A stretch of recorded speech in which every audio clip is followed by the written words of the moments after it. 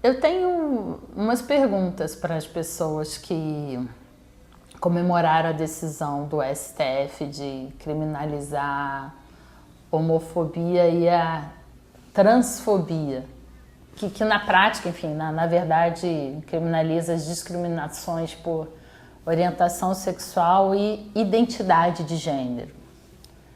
Essas perguntas também são para a deputada Maria do Rosário, do PT do Rio Grande do Sul, que é autora do PL 7582 de 2014, que conta com um substitutivo do deputado Carlos Veras, do PT de Pernambuco, né? Esse projeto ele também visa criminalizar algumas atitudes em relação à orientação sexual e identidade de gênero. As minhas perguntas são as seguintes: vocês estudaram o que aconteceu nos países que adotaram políticas de identidade de gênero? Eu não estou falando aqui da orientação sexual, estou falando de identidade de gênero. Vocês tiveram esse trabalho, vocês tiveram esse cuidado em pesquisar o que aconteceu? Eu não sei se vocês estão acompanhando, mas a Inglaterra está nesse momento construindo uma prisão especificamente para presos que se auto-identifiquem como transgêneros. Vocês sabem por que isso está acontecendo? Por que a Inglaterra está voltando atrás nessa política de identidade de gênero que previa que pessoas nascidas homens que se identificassem como mulheres deveriam ter acesso às penitenciárias femininas, às celas femininas? Vocês sabem o que aconteceu? Então, a Inglaterra está voltando atrás porque mulheres foram estupradas, mulheres presidiárias foram abusadas sexualmente, entendeu? Eu não sei se vocês que estão celebrando isso se importam com isso, mas isso inclusive foi avisado. As mulheres na Inglaterra avisaram que isso ia acontecer. Assim como muitas mulheres aqui no Brasil estão avisando e já avisaram que esse tipo de política de identidade de gênero prejudica meninas e mulheres, principalmente aquelas que estão muito vulneráveis, né? Eu não sei se vocês estão acompanhando também, mas nos Estados Unidos, nos últimos tempos, tem havido muitos casos de meninas e mulheres abusadas em banheiros, em vestiários, em provadoras de loja, com base em quê? Em políticas de identidade de gênero. Porque qualquer homem tem acesso a esses espaços atualmente. Essas meninas e mulheres, inclusive, foram filmadas, né? E eu não sei se vocês que estão comemorando essa decisão ou lutando para a aprovação desse PL se importam, né, com isso. Não existe eu acho que muita gente que apoia as políticas de identidade de gênero, eu acho que elas não sabem exatamente o que elas estão apoiando. Eu acho que elas não pesquisaram. E eu também não culpo. Sério, não culpo as pessoas que apoiam. Porque a mídia fez um péssimo serviço, né? A mídia, ela confunde os termos, ela não levanta questões importantes, ela se recusa a ouvir as mulheres e homens que têm objeções a essas políticas, entendeu? Então, um dos dados que a mídia brasileira deveria ter mostrado a você é isso, que as políticas de identidade de gênero, elas não estão dando certo. Elas estão beneficiando um número muito pequeno de pessoas insignificantes, não sei lá, 1% da população do país, estão colocando muita gente em risco, né? Eu não sei se vocês estão acompanhando o que aconteceu no Canadá, mas no Canadá, o maior psicólogo do mundo, referência, o maior psicólogo infantil do mundo, um cara que é referência em psicologia infanto-juvenil, que é o Kenneth Zucker, a gente já falou dele aqui no canal, ele foi mandado embora de uma clínica, entendeu? E detalhe, ele não é um cara contra políticas de identidade de gênero, ele nem é contra intervenções médicas em adolescentes. Ele só achava e acha que as crianças são as crianças devem ser protegidas, as crianças devem ser estimuladas a aceitarem o seu próprio sexo biológico, que os psicólogos devem ter um atendimento mais humanizado, que os psicólogos e psicanalistas eles devem explorar todas as possibilidades que podem estar fazendo com que essa criança esteja em sofrimento, né? Inclusive abuso sexual, né? Porque um dos sinais assim, comuns de abuso sexual é a criança ou adolescente sentir ódio dos próprios genitais, né? Esse cara foi mandado embora, entendeu? Porque esse tipo de atendimento que ele dava, que na verdade deveria ser o atendimento que qualquer psicólogo ou psicanalista dá, ele foi considerado transfóbico, entendeu? A gente já colocou aqui um vídeo de um médico que fala que, dependendo do estado americano, você pode perder sua licença se você negar a ideia de identidade de gênero, né? E na Suécia, a Suécia virou uma coisa tão séria que hoje os pais suecos, eles fundaram um grupo e estão voltando atrás, e estão querendo desfazer essas formas de tratar crianças e adolescentes, né, com essas intervenções médicas precoces. A gente está falando da Suécia, né, que é um país super igualitário, talvez um dos mais avançados do mundo, né? Quando a gente critica as políticas de identidade de gênero, é muito comum as pessoas dizerem que quem critica é fanático, ou é religioso, ou é conservador, ou é fascista. Mas a grande verdade é que as pessoas que estão criticando essas políticas, elas são assim, as mais variadas entre si, sabe? Tem pessoas dos mais variados matizes políticos, de diferentes religiões, pessoas sem religião, tem pastores, tem mulheres feministas, tem ONGs de proteção à infância. As políticas de identidade de gênero são extremamente perigosas. Inclusive, até mesmo para adultos que estejam em sofrimento consigo próprio, né, com o próprio sexo biológico. Porque, ainda que esse adulto decida fazer modificações corporais, o fato é que eu acho que todos e todas nós concordamos que ele tem o direito ao melhor atendimento possível, que ele tem direito a um profissional, a profissionais, né, psicólogos, psiquiatras, psicanalistas, que eles tenham total liberdade para explorar todos os fatores que possam fazer com que esse adulto esteja em sofrimento, né? O fato da gente ter 21, 25, 30 ou 40 anos não significa que a gente não possa estar vendo as coisas de uma forma distorcida, que a gente não possa estar sofrendo de algum tipo de questão mental, não é? Que possa estar atrapalhando o nosso discernimento, entendeu? Tem muitas coisas assim que podem estar acontecendo e que podem estar atrapalhando o nosso discernimento, né? A gente já colocou aqui vídeos de gente que já destransicionou. No mundo todo, na verdade, está tendo um movimento de pessoas que destransicionaram. No mundo todo não, porque essa realidade da transição de gênero é uma realidade basicamente de países ocidentais, né? Isso começou com países ricos, né? Então é óbvio que eu acho que não deve ter muita gente na Etiópia ou sei lá, no interior do Iraque destransicionando, né? Não foi lá que isso começou. Mas nos países em que a transição de gênero começou a acontecer dessa forma tão irresponsável, né? Na Europa, nos Estados Unidos, já tem pessoas que destransicionaram. E elas falam que os profissionais que atenderam a elas, assim, eles deixaram de fazer perguntas muito importantes, eles deixaram de investigar coisas que eles deveriam ter investigado. E isso é muito sério e a gente precisa conversar sobre isso.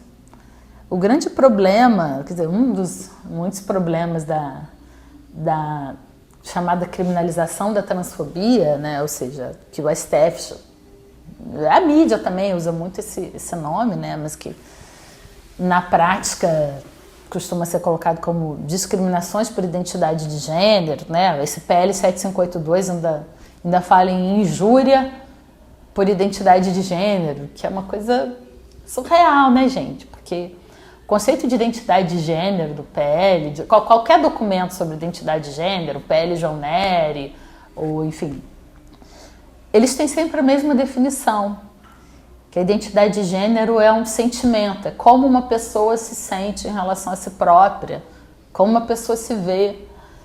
Então é muito louco, porque como é que você pode construir políticas públicas com base em um sentimento, como uma pessoa se vê, né?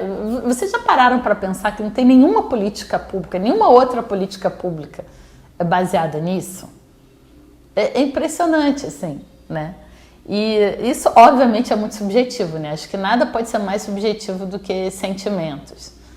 E como é que isso funciona na prática? Vocês já pararam para pensar?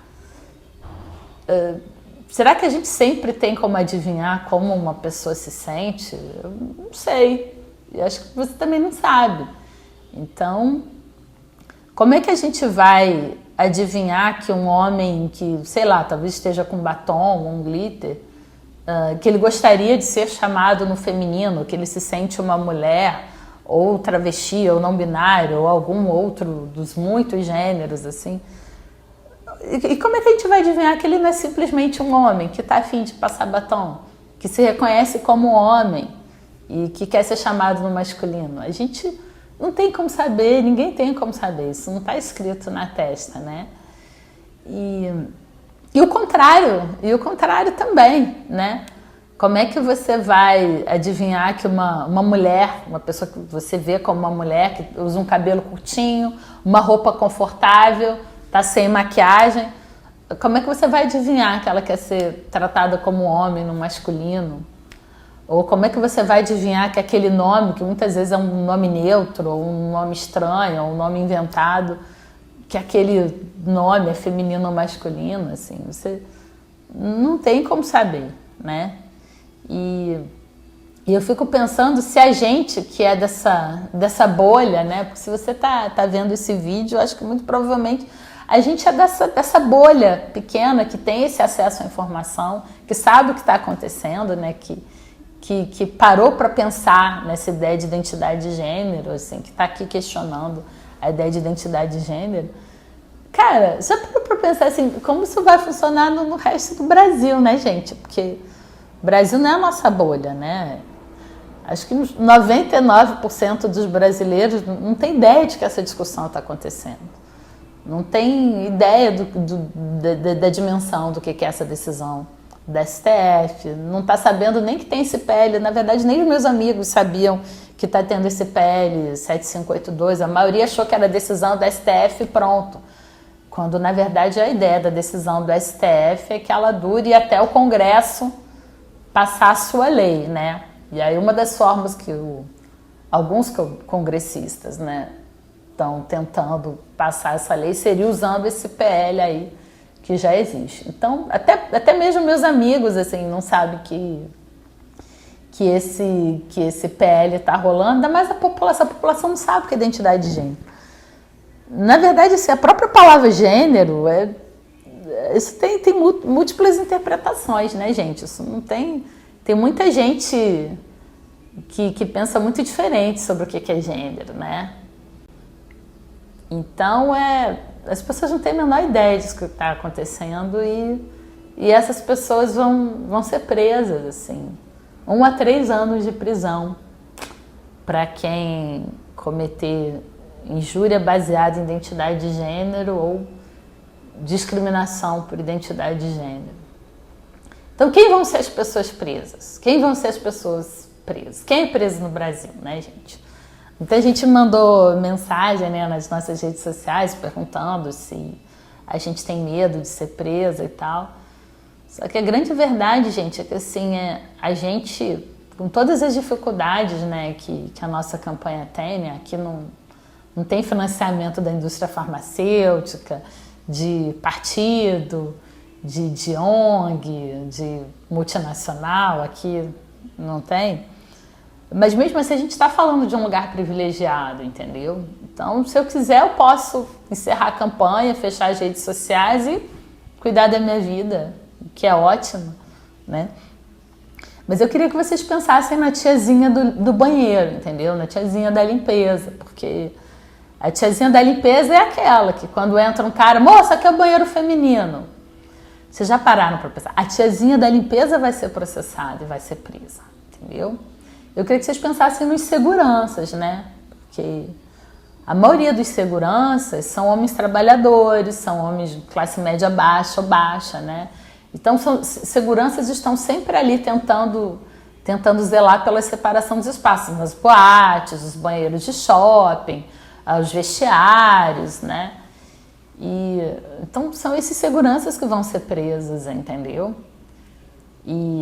Inclusive, enquanto o Congresso não passar esse PL e for equivalente ao racismo, crime inafiançável, né? Se bem que também se fosse afiançável, eles não iam ter dinheiro para pagar fiança. Então, são os garçons. Como é que vai ser? O garçom chama ele de ela ou ela de ele, aí tem aquele bate-boca. Então, é muito curioso, porque assim, eu vejo muita gente que se diz progressista, que nos últimos anos ficou falando de desencarceramento, antipunitivismo, defendendo essa lei, que é uma lei que vai encarcerar pobre, entendeu? Então você vê que, no fundo, que as pessoas, mesmo pessoas boas, assim, elas apoiam coisas assim que elas não têm a menor ideia do que está acontecendo, não é? Muita gente fala que eu sou muito corajosa, né, de fazer assim, um canal no YouTube sobre isso, porque eu não sei se vocês estão acompanhando, mas as pessoas estão sendo extremamente silenciadas no que elas têm a dizer, sabe? A gente que ousa falar alguma coisa crítica às políticas de identidade de gênero, a gente não consegue bolsa, a gente não consegue financiamento para projetos que às vezes são importantes, entendeu? A gente não consegue concorrer a editais. A gente é muito prejudicado academicamente, sabe?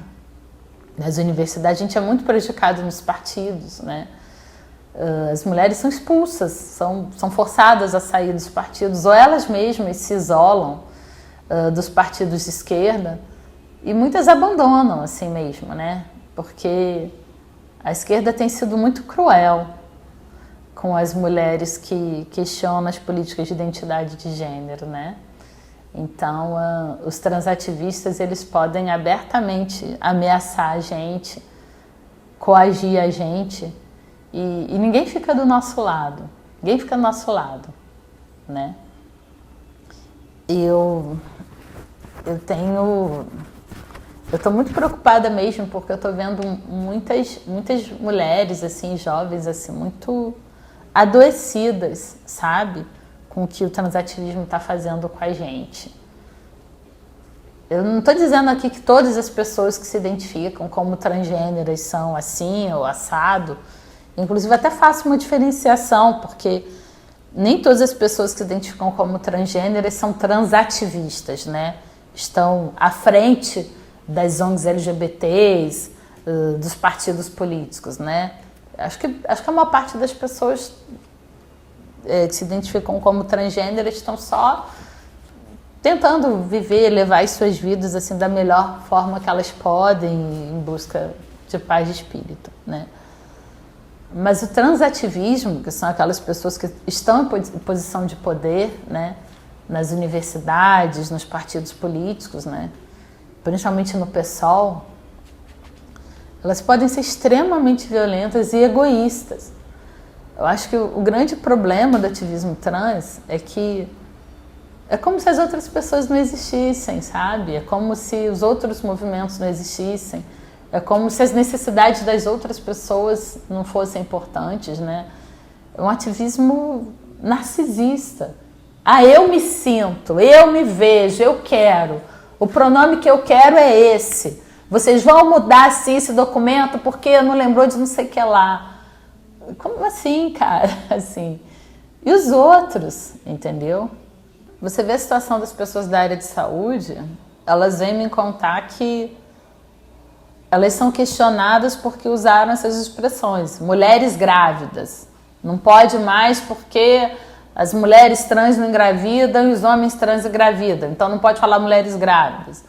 Não pode mais falar meninas menstruam, porque as meninas trans não menstruam. E isso pode despertar algum tipo de reação, porque biologicamente são meninos, então não menstruam. Cara, gente, assim,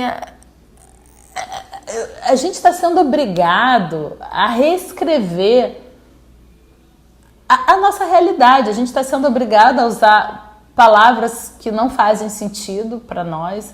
A gente está sendo obrigado a acreditar em análises, a aceitar análises que não fazem sentido para nós. A gente está obrigado a abrir mão de todo e qualquer espaço de discussão, porque tem uma coisa muito anticientífica na ideia de identidade de gênero, né? Porque é uma coisa muito ligada às dinâmicas de culto, né? Não sei se vocês já estudaram mentalidade de culto. Mas nada pode ser questionado, você não pode fazer perguntas, você tem que simplesmente aceitar. Eu me sinto. Isso é muito, muito louco, porque como é que você faz ciência, assim, por exemplo? Além das políticas, tem que pensar em termos de ciência, em termos práticos também, né? Por que eu devo ser obrigada a usar uma palavra que não está descrevendo a realidade que eu estou vendo com os meus próprios olhos? Isso é um tipo de gaslighting, entendeu? Em toda a humanidade, né? Porque por mais que você seja uma pessoa super bem intencionada, uma pessoa que realmente queira ser empática, a verdade é que a percepção do que é um homem ou uma mulher, ela é quase automática, ela chega muito rápido. A gente está andando na rua, por uma fração de segundo você está dividindo as pessoas que passam por você entre homens e mulheres, né? Se alguém te parar e perguntar, você viu um homem passar aqui de roupa azul? Aí você vai dizer, vi, não vi, entendeu? Por que você é capaz de responder essa pergunta? Mesmo sem ir lá atrás do homem de roupa azul perguntar se ele identifica como homem. Porque isso é mais rápido, é independente de você querer, mesmo que você não queira, isso passa. Então a gente está sendo obrigado a reescrever toda a nossa visão de mundo. É aí que eu quero chegar. Mais importante, talvez, do que a gente questionar a decisão do STF em si, ou o PL 7582, o mais importante é a gente pensar que a gente está sendo obrigado a aceitar uma visão de mundo que não é a nossa, que a gente sabe que não é amparada em fatos, entendeu? Não é amparada de fato em ciência, e sim em pseudociência, entendeu? O que não significa que a gente não possa pensar em formas de conciliar essas visões de mundo, de conciliar os interesses desses grupos, né? Não vai ser dessa forma que o STF fez, porque é péssima, não vai ser na forma desse PL, que também é péssimo. Não pode ser dessa forma punitiva, sabe, gente? A gente não pode começar esse papo ameaçando as pessoas de prisão. Não pode ser assim. Isso é desumano, isso é errado, isso vai contra tudo que a gente acredita, né? Em termos de convivência humana mesmo, né? Acho que se a gente quer um mundo melhor, independente da nossa visão política, a gente quer um mundo melhor, a gente quer um país melhor, uma cidade melhor, um estado melhor, a gente não pode começar desse jeito, proibindo as pessoas de se manifestarem, censurando, ameaçando mandar elas para a prisão, né? Então, eu acho que a gente tem que sentar. Primeiro, gente, esse PL tem que parar de tramitar dessa forma. Ele precisa, ou outro PL que seja sobre isso. Esses projetos de lei, eles precisam ser discutidos com a sociedade. E não é uma audiência pública em Brasília que vai resolver isso, né? Porque... E o resto das pessoas? E quem não mora em Brasília, quem não tem dinheiro de multinacional para comprar uma passagem, quem não é financiado pela Open Society, quem não recebe dinheiro do partido. Como é que a gente faz? Tem um monte de gente no Brasil querendo falar, então não pode ser uma audiência pública em Brasília. Os políticos que queiram, os políticos, os ativistas, eu acho que todos nós, os profissionais de saúde, muita gente procura a nossa campanha para falar de saúde, porque está muita gente preocupada com a hormonização de crianças e adolescentes, com as cirurgias feitas em jovens, com os critérios utilizados, com o arrependimento. A gente não pode começar assim, com essa censura, isso precisa ser conversado. Isso precisa ser conversado em todos os estados, precisa ser conversado com os municípios, em espaços livres de censura. Não pode ter censura, tá? Eu preciso saber que eu estou numa audiência pública na minha cidade em que eu vou ser respeitada, em que eu não vou ser ameaçada, em que não vão dizer que vão me pegar lá fora, não é? Como acontece como alguns transativistas fazem, entendeu? Então, se o Congresso quer passar algum projeto de lei para criminalizar a transfobia, né, as discriminações por identidade de gênero, então ele tem obrigação de discutir isso com a sociedade, entendeu? Ouvir várias vozes, não só a voz das pessoas que se dizem representantes dos movimentos. Quem é que tem direito de dizer que está me representando? Eu não elegi essas pessoas. Tem muita gente que diz aí, não, porque sou eu como representante das mulheres, eu acho que isso é uma boa. Não, por que essa mulher está aí me representando? Eu não votei nela, né? Então, as pessoas que se colocam como dos movimentos sociais têm que ter essa humildade de saber que elas não foram eleitas por ninguém. Então, os homens e mulheres de todo o país, de todas as classes sociais, filiados ou não a partidos, de qualquer espectro político, de esquerda, direita, centro, todo mundo tem o direito de falar. Então, a gente precisa ser ouvido, a gente precisa ser informado e informar. Porque tem muito político que não tem ideia do que está acontecendo. Tem ideia. Tem político que acha que esses projetos são para evitar mortes de LGBTs, ou para impedir, ou para punir mortes de LGBTs, como se já não existissem instrumentos para isso, né? E como se fosse só acerca disso. Então eu queria finalizar esse vídeo para sugerir especificamente para a deputada Maria do Rosário e ao deputado Carlos Veras e a todos os deputados federais e senadoras e deputadas que parem esses projetos de lei, conversem com as pessoas, conversem com seus eleitores e eleitoras, mas conversem de verdade, tá? Abertos a escutar, sem chantagem emocional, sem grito, sem ameaça, tá? E que a gente pense numa forma de conciliar esses interesses, né? Isso é possível. Você vê, a Inglaterra, por exemplo, ela está construindo esse presídio para pessoas que se identificam como transgêneros, porque ela está reconhecendo que essas pessoas podem sim sofrer violência de outros homens, não é? Nas prisões masculinas. Então, a gente tem que pensar em formas assim, garantir um terceiro espaço, por exemplo, entendeu? Eu acho que a gente tem que sentar e conversar, né? Porque os outros grupos também são importantes, a população também é importante, tá bom? Um beijo e até o próximo vídeo.